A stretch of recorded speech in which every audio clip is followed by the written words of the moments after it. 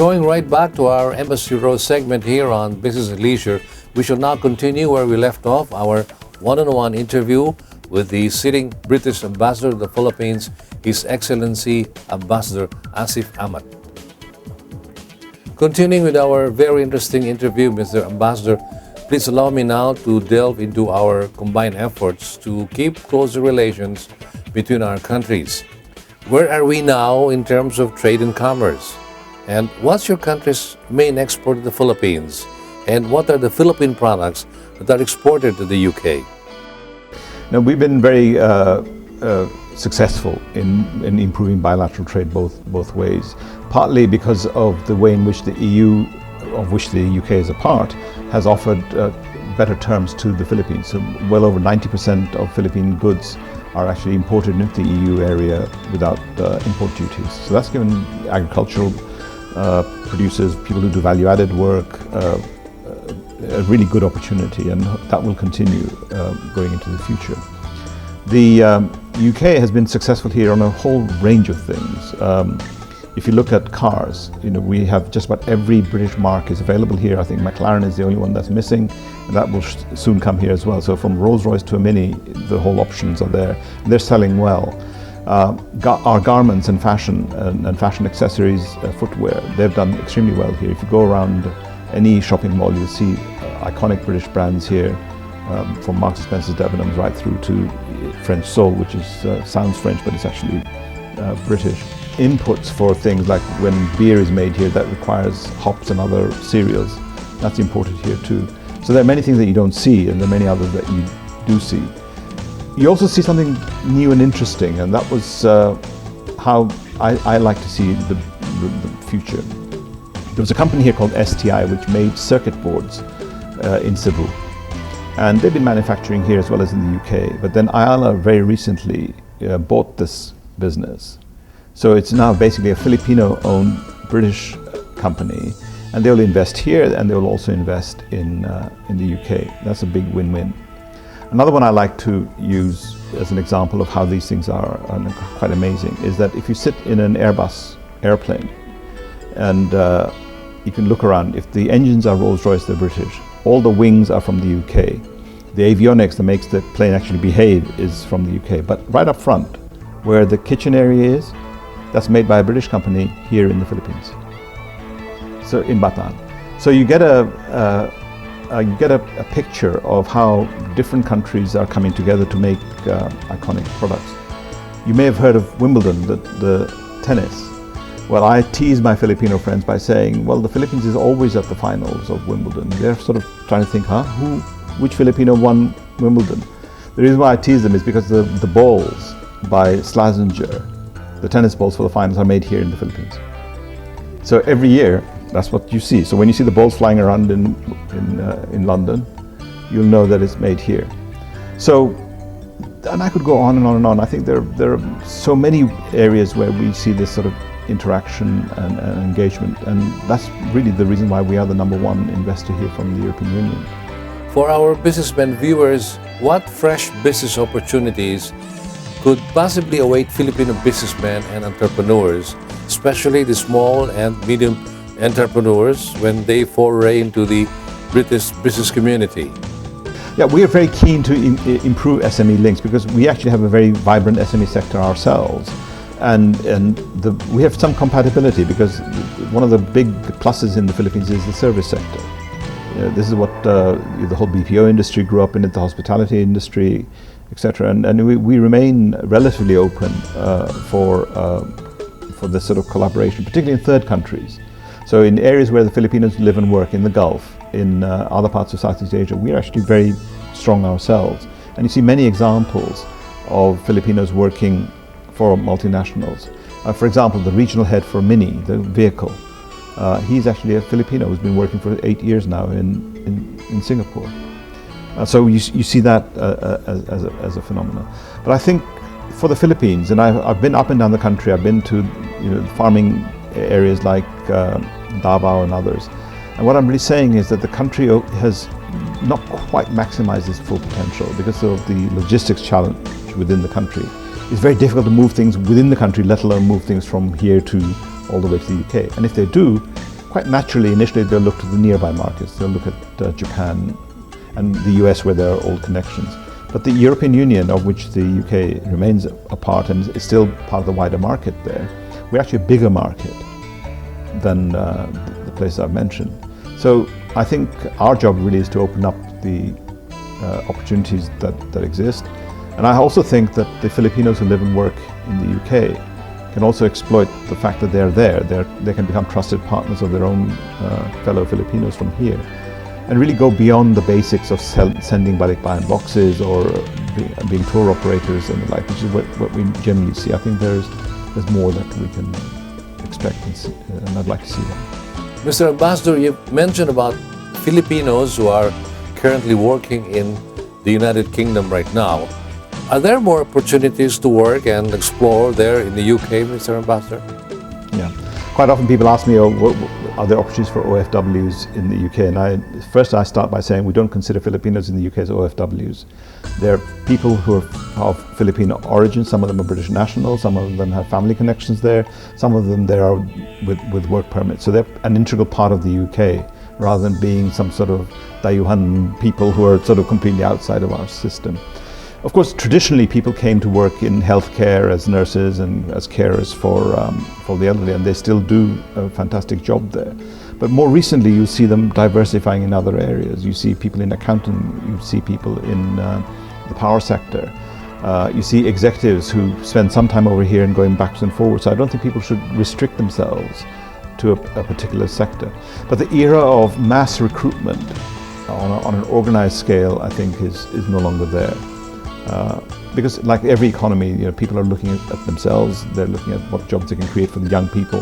The universities here are churning out graduates every year. We have the same challenge of absorbing what we are. So it would be wrong of me to say the UK is wide open and come, but tactically you'll see a lot of recruits coming in and bringing people. But more often I see them recruiting them to take them for other British investments in other countries, because we're global.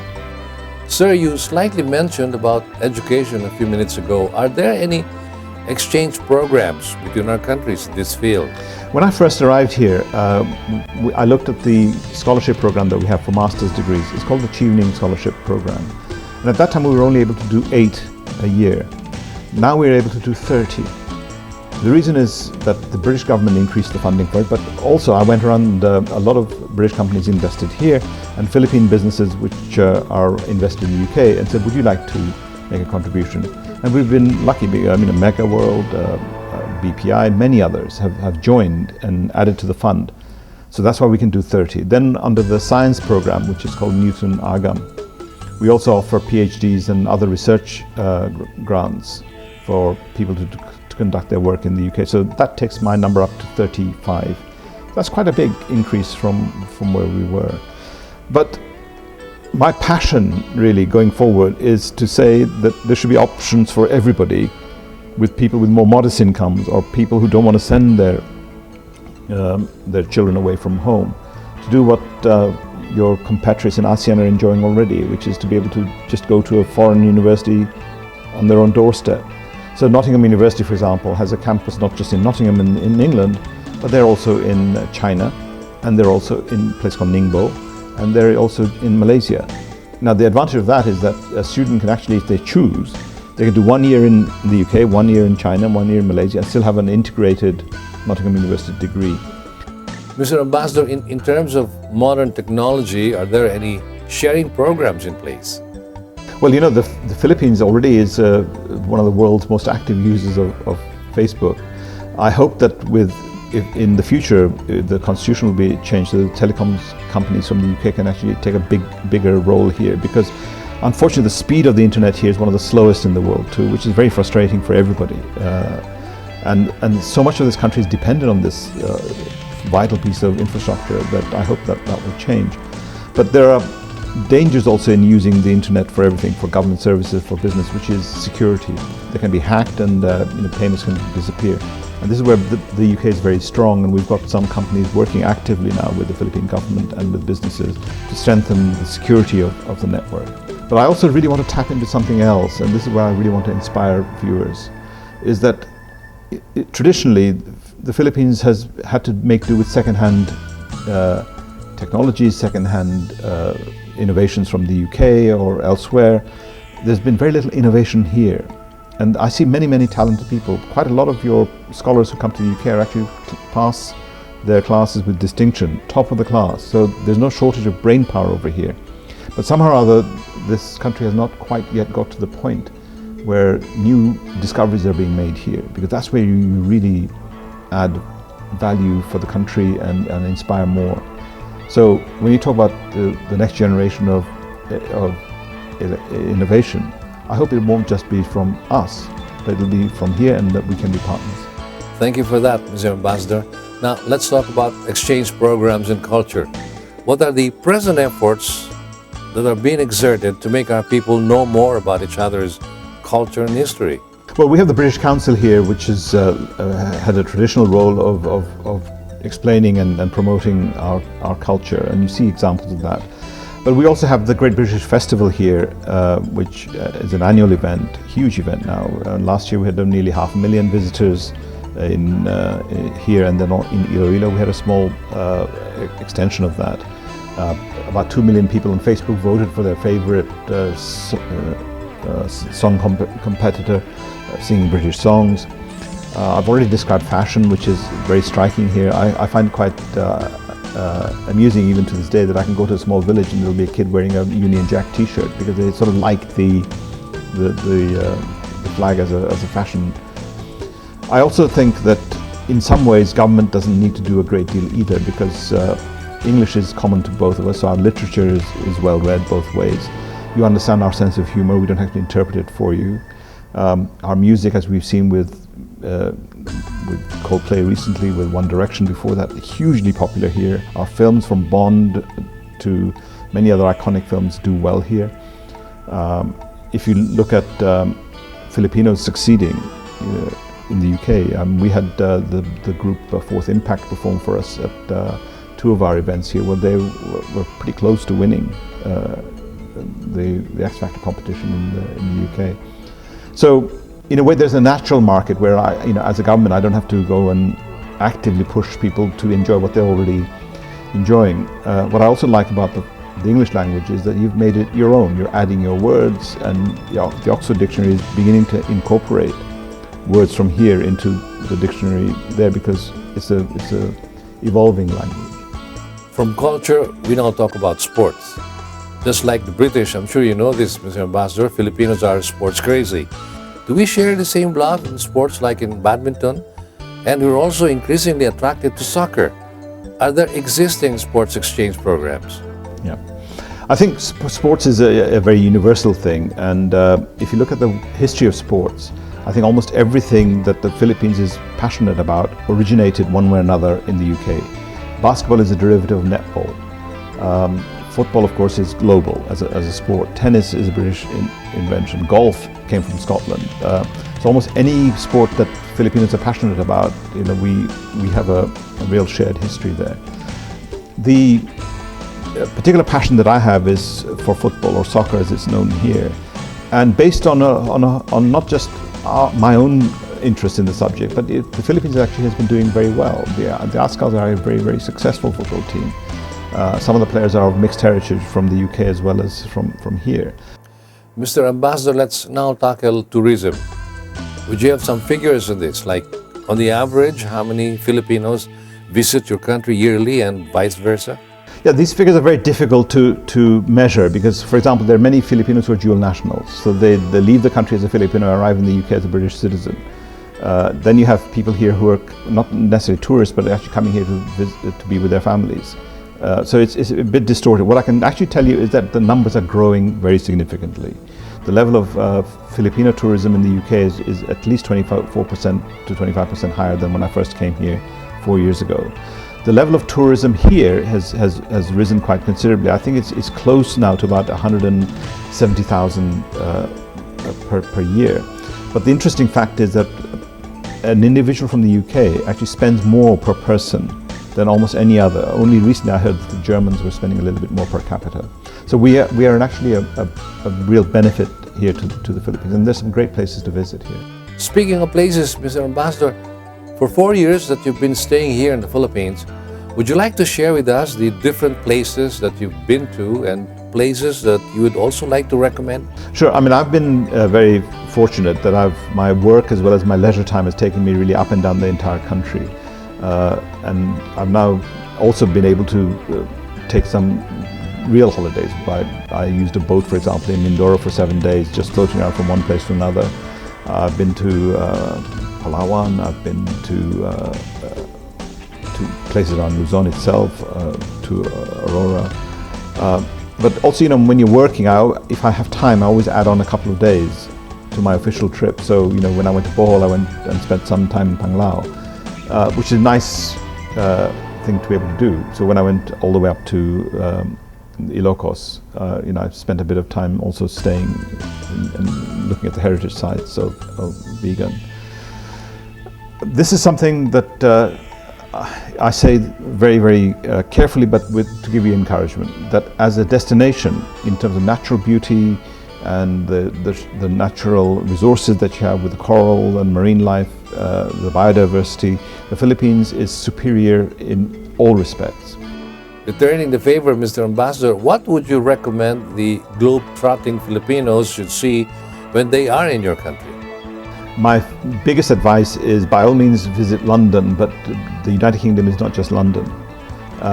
People have started to go out to see Scotland, which is very popular now with Filipinos, but some of them also like to see Stonehenge. When they watch some of our TV series, they love the ideas of these castles and then places to go and some of what we call the chocolate box, thatched houses, Shakespeare country.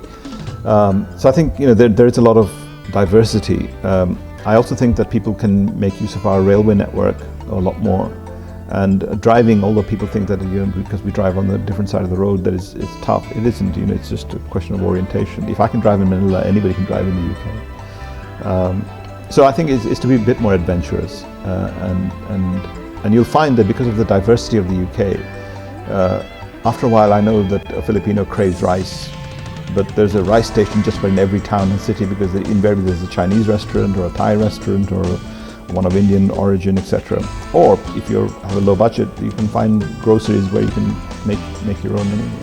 Mr. Ambassador, it has been a very engaging and enlightening experience for us, and I'm sure for our viewers as well. And we would like to thank you for sharing your precious time with us. Before we finally end this very fruitful conversation, would you have any message to our viewers, especially now that you'll be spending just a few more months with us? Any message to our Filipino viewers? First and foremost, I've learned so much about the character of the Filipino and really superb individuals, and sometimes in times of real joy and sometimes in very, very challenging circumstances. That human spirit is something that will never leave me, and I think we have a lot to learn. A lot of lessons I've learned also come from the integrity of the families here. A lot of people support each other in times of need. You don't have what we have in the UK, which is a totally free health service and welfare payments for when you're unfortunate. But over here, people come together. I also see the youth of this country being very engaging. They're optimistic, and I think this country has a lot to offer. I also want to thank everybody for being great friends to me personally. I've been made to feel welcome here. People share their jokes with me. They will challenge me to eat things that I've seen before. Forever helping out when I've needed help. And to say that this interconnection I've had has really been with people from all walks of life. And that I really want to emphasize, because people imagine that ambassadors just live in gated communities and we don't go out anywhere. I've been to orphanages, drug rehab centers, I've been to jails, I've been to victims of natural disasters, but I've also seen people who are wealthy, who are entrepreneurs, who've got a different spirit in them. I've seen teachers, I've seen people who are Filipinos who are now rediscovering their country as wanting to come back.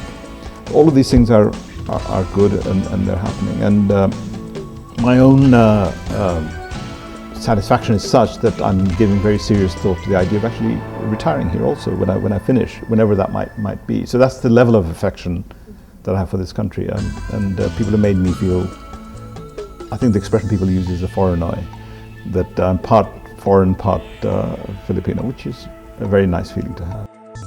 Again, thank you so much, Mr. Ambassador, and on behalf of the Filipino people, we wish you luck on your next endeavor and also wish for a continuing close bilateral relations in all spheres of cooperation between our countries and, the most important, long-lasting friendship.